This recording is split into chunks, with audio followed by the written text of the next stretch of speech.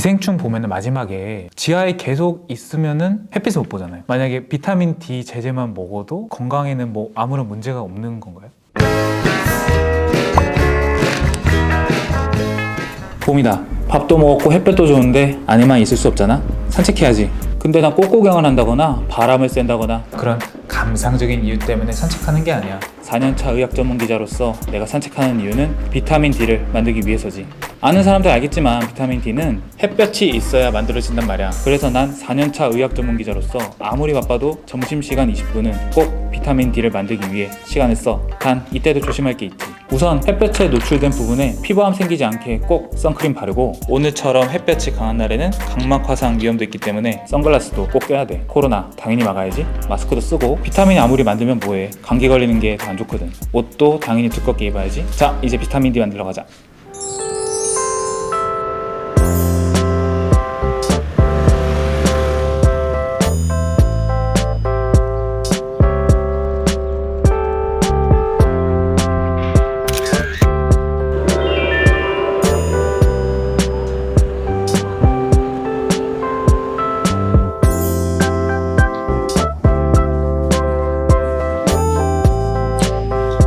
이렇게 하시면 효과가 거의 없습니다. 안녕하세요. S조선 유된 기자입니다.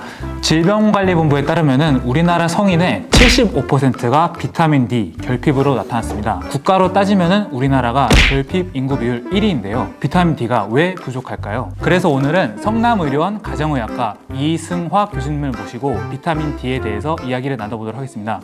안녕하세요, 교수님. 안녕하세요. 착한 의사, 친절한 의사, 겸손한 의사, 가정학과 전문의 이승화입니다.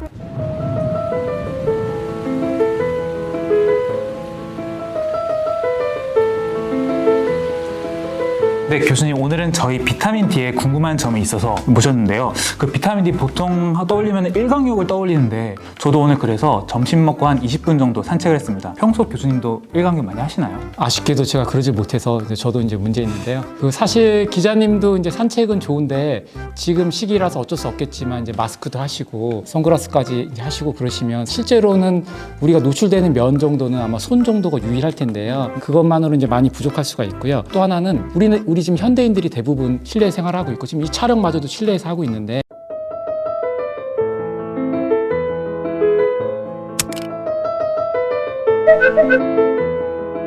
그러면 제가 점심시간에 했던 일광욕만으로는 비타민 D가 충분히 만들어지지 않는 거네요. 그렇죠. 만약에 정말 제대로 하고 싶으시면 반바지에 반팔에 이 정도로 해야 되는데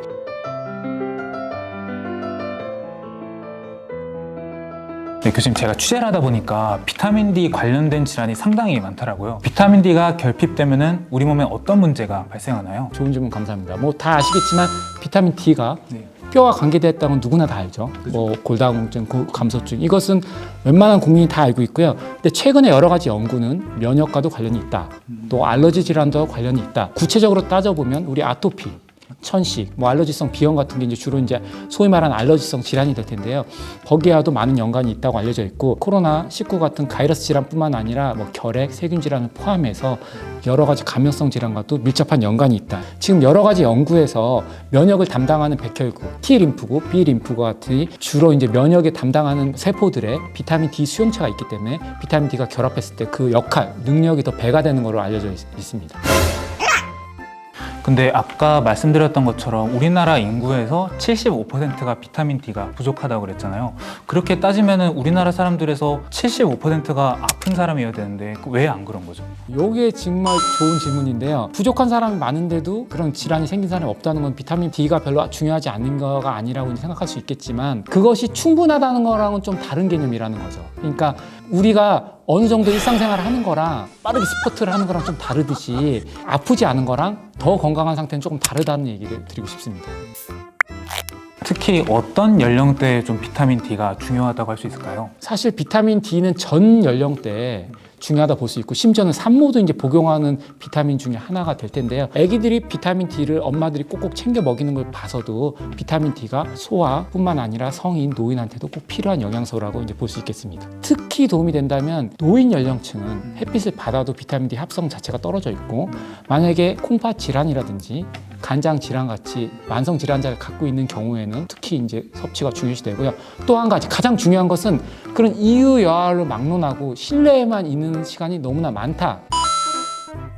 이렇다면 보조적으로 복용하는 것이 도움이 되겠습니다. 아까 노년층 분들이 일반 성인들보다 비타민 D 합성량이 떨어진다고 말씀하셨잖아요. 얼마나 떨어지나요? 연구에 따라 다양한데요. 의사들은 한 50% 정도 이하로 보고 있고요. 실제로 저희가 환자들을 볼 때 혈액 검사로 비타민 D 농도는 볼 수 있거든요. 보시면 노인층은 거의 두드러지게 이제 낮게 나오는데 피부에서 비타민 D 합성의 저하 플러스 사실 노인이 되면 밖에 외부 활동이 좀 많지는 않잖아요.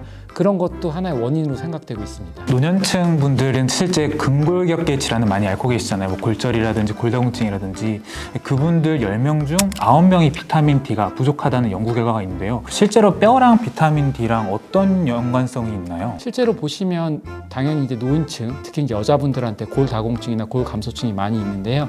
우리가 환자들한테 이제 치료하는 골다공증 치료제에 보면 보조적으로 비타민 D가 결합되어 있는 게 많이 있거든요. 그만큼 비타민 D가 뼈 건강에는 영향이 있다. 이게 이제 알려져 있고요. 사실은 여러분들은 이제 비타민 D를 건강기능식품이나 이제 보조제 정도로 복용을 하지만 그런 질환을 가진 사람에게서는 국가에서 이제 보험이 되는 약제까지 있을 정도니까 보험이 된다는 것은 이러한 질환을 인정하고 있고 거기에 비타민 D가 치료제로서 효과가 이제 있다는 걸 이제 인정하고 있다는 거고요. 장간에서 칼슘이랑 인의 흡수를 도와서 그게 이제 뼈에 부착이 되게 하니까 역으로 따지면 비타민 D 농도가 낮으면 뼈에서 그 성분을 자꾸 빼내겠죠. 그러면 이제 뼈가 약해질 수밖에 없고요. 이렇게 설명드릴 수 있겠습니다. 비타민 D가 뼈의 접착체 역할을 한다. 이렇게 이해하면 될까요? 비유가 너무 좋네요. 이런 비유가 환자들이나 일반인에게 쉽게 다가올 수 있는데 접착체 이렇게 보시면 되겠고요. 제가 한 가지 더 얘기하고 싶은 거는 근육량 증대도 도움이 돼요. 저는 혹시 헬스 하시는 분들이 물론 그러면 안 되겠지만 이제 스테로이드 이런 걸 하는데 그런 건 사실 건강에 좋지는 않잖아요. 비타민 D를 헬스 하시는 분들이 복용을 하시는 것도 도움이 될 것 같아요. 그것은 전혀 해로울 게 없고요. 나이가 드신 분들이 근육량이 대부분 적죠. 근감소증이라고 하는데 그런데도 도움이 되기 때문에 노인분들의 뼈 건강, 근육 건강 전반적인 것에 도움이 된다라고 얘기할 수 있겠습니다. 그러면 노년층의 관장 섭취량, 일반 성인의 관장 섭취량, 임산부 아니면 소아들 관장 섭취량 이게 다 다른가요? 당연히 노년층이 조금 더 높죠. 이제 성인층은 보통 600, 노년층은 이제 800 IU라고 하는데 아이유요? 네. 비타민 D 이것도 정말 좋은 내용인데 우리가 모든 건 단위가 있는데 인터내셔널 유닛이라고 해서 이제 IU로 씁니다. 1 마이크로그램을 40 유닛으로 하는데 IU라고 하는데 보통은 그렇게 하면 환자분들이나 지금 시청하시는 분들이 비타민을 구입하기가 어려워요. 비타민 C는 뭐 1000mg 이렇게 표시가 되지만 비타민 D나 비타민 A는 인터내셔널 IU로 표시되니까 보통 일반적으로 통상적으로 나오는 제품들이 1000 IU가 될 텐데 권장량은 어디까지 다 권장하는 양이고 더 많이 복용해도 관계가 없고 나이 드신 분들이 좀 더 복용을 더 많이 하는 것은 지극히 타당하나 성인이라고 해서 그 복용량이 확 차이가 나고 그 정도는 아니라서 크게 이제 염려할 필요는 없겠다고 얘기 드릴게요. 과량 복용해도 되나요, 교수님? 이 얘기도 좋은 내용인데요. 이런 거 말하는데 과다 섭취는 안 좋죠. 근데 과다 섭취하기가 어려워요. 왜냐하면 저희 의사들이 처방할 때 하루에 4,000유닛까지 주기도 하고요. 주사제로 3개월에 한 번 주는 주사제는 20만 IU를 한 번에 20만을 주는데 독성을 일으키는 농도까지 도달하기가 더 어렵다. 만약에 자기 농도에 대해서 조금 더 의논을 하고 싶다면 뭐 가까운 약국이라든지 아니면 가까운 병의원을 내원해서 약사님이나 의사분들한테 내가 이 정도를 먹어도 괜찮을까요? 할 수가 있겠고요. 요즘 사회적 거리두기로 외부 활동도 제한되고 마스크까지 끼고 노출되는 신체 부위가 한 손바닥밖에 안 될 것 같은데 그러면은 식품으로 섭취할 수밖에 없잖아요. 그럼 어떻게 먹어야 될까요? 여기에 대해서 이제 제가 답을 하면서 요즘 자기 피하 시대니까 살짝 얘기 드리자면 의사들이 보는 잡지 중에 임상내과라는 잡지가 있어요. 한 20년 이상 된 권위 있는 잡지인데요. 제가 이제 거기에 비타민 D에 대해서 소아 성인 이렇게 두 개에 걸쳐서 이제 제가 칼럼 종서를 썼는데 겸손한 의사 얘기 드리고 싶은 게 여기 제가 썼던 내용을 얘기 드릴게요. 비타민 D의 주요 공급원은 생선, 정어리,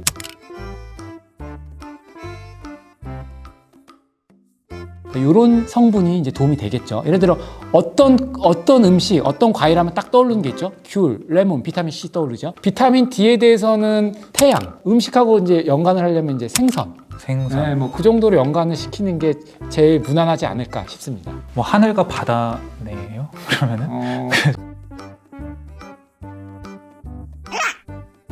다만 비타민 D를 이 정도 레벨까지 먹으려 할 때 이 생선을 얼만큼 먹어야 되냐 이거에 대해서는 그러면 내가 원치 않은 생선을 더 먹을 수도 있기 때문에 거기에 대해서 이제 보조식품도 이제 도움이 된다는 얘기는 드리려고 하고요. 영양제나 다른 보충제로 먹을 수 있다고 했는데 그 어떤 형태들이 좀 있나요? 아, 네. 좋은 질문 감사합니다. 주사제는 대부분 이제 근육 주사예요. 근데 일단은 주사는 결국 병원이나 의원을 내원해야 되는 불편감이 있으니까 이제 스스로 복용한다는 관점으로 보면 이제 경구로 먹는 게 될 텐데 알약이 있겠죠. 보통 이제 정제라고 얘기하고요. 그 다음에 이제 액상, 스보이드처럼 떨어뜨려서 먹는 게 있고 스프레이로 구강에 이제 분무하는 게 있죠. 세 번째가 이제 파우더, 고운 가루 형태가 있습니다. 비타민 D가 가루약이 있다면 좀 생소한데 비타민 D가 가루가 있어 이럴 수 있는데 장점만 얘기를 하자면 우리가 어떤 정제를 이루기 위해서는 이 역시도 필요 없는 성분들이 들어갈 수 있어요. 보통 뭐 메틸셀룰로스로부터 여러 가지가 있을 텐데 그런 성분들은 비타민 D 흡수에 관여하진 않고 그 제형을 이루고 위해서 이제 필요한 제제니까 가루 성분은 그런 불필요한 성분이 없다 이런 게 장점이 있고요.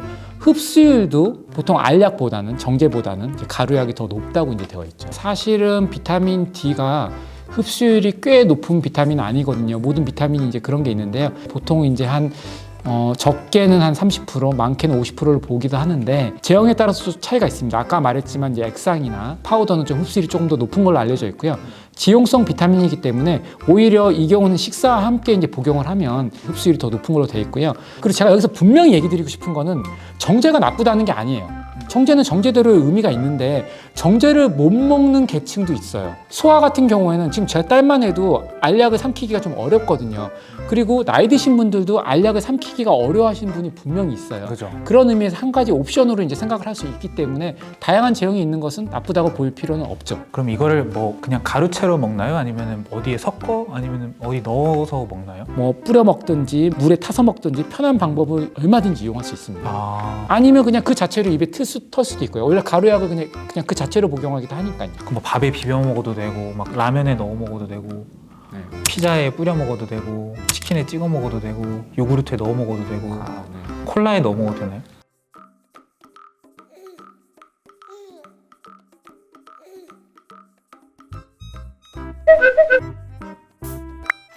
독자분들이 꼭 의사 처방을 받아야지 먹을 수 있나? 라고 생각하실 수도 있을 것 같아요. 아니 전혀 그렇지 않습니다. 일반 약으로 비타민 제제가 있는 게 있죠.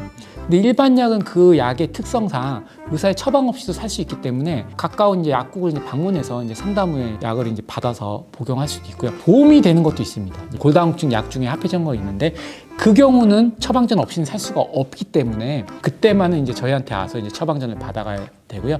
아까 일반 약으로 국한했을 때는 의사한테 처방을 받을 수도 있고 약사분들한테 이제 구매해서 복용할 수도 있겠죠. 아이들은 몇 살 때부터 비타민 D 파우더를 먹을 수 있나요? 비타민 D 자체로 보면 산모부터 복용을 하고 이제 아기들 이제 보시면 처음 태어나자마자 모유 수유하는 애들은 비타민 D가 이제 강화된 분유를 추가로 이제 복용하라고 돼 있고요. 아예 모유 못 먹는 애들도 이제 그런 거 먹으니까 이론상으로는 태어나자마자 이제 먹을 수가 있고요. 근데 이제 우리가 이제 일반 약으로 나와 있는 비타민 D 같은 경우 나이대가 좀 다른데 적은 연령층에서 먹을 수 있는 경우는 3주까지로도 돼 있고요. 우리나라 이제 허가사항은 이제 3개월부터 복용 가능한 제품도 있습니다. 그럼 교수님 이게 아무리 좋다고 해도 좀 복용할 때 주의사항이 있을 것 같아요. 비타민도 이제 약이라는 개념을 가져야 된다고 보는데요. 모든 제제가 먹었을 때 아무 불편감 없는 제제는 그렇지 않거든요. 일단은 비타민 D도 경우에 따라서는 위장 불편감을 일으키시는 분들이 분명히 있고요. 신장 기능이 떨어진 사람들, 이제 고칼슘 혈증이 이제 근본적으로 있을 때 이 제제가 이제 그런 것을 다 악화시킬 수 있고 예전에 결석을 앓았던 병력이 있는 경우에는 그런 부작용이 생길 수 있기 때문에 의사와 이제 상담하에 복용하는 게 이제 도움이 되겠습니다. 교수님 제가 문득 갑자기 궁금한 게 생겼는데요. 그 기생충 보면은 마지막에 송강호 씨가 이제 지하에 갇혀 지내잖아요. 아들이랑 이제 생이별 한 채로. 근데 지하에 계속 있으면은 햇빛을 못 보잖아요. 그러면은 만약에 비타민 D 제제만 먹어도 건강에는 뭐 아무런 문제가 없는 건가요? 좋은 질문 정말 감사합니다. 이런 질문을 들으니까 아, 내가 헬스조선에서 촬영하기 잘했다 이런 생각이 절로 드는데요. 일단 답변부터 드릴게요. 이런 상황이 혹시 시청하시는 분이 아, 이렇게 가상의 극단적인 상황을 선정하는 하지만 실제로 진료 볼 때도 이런 상황이 있습니다.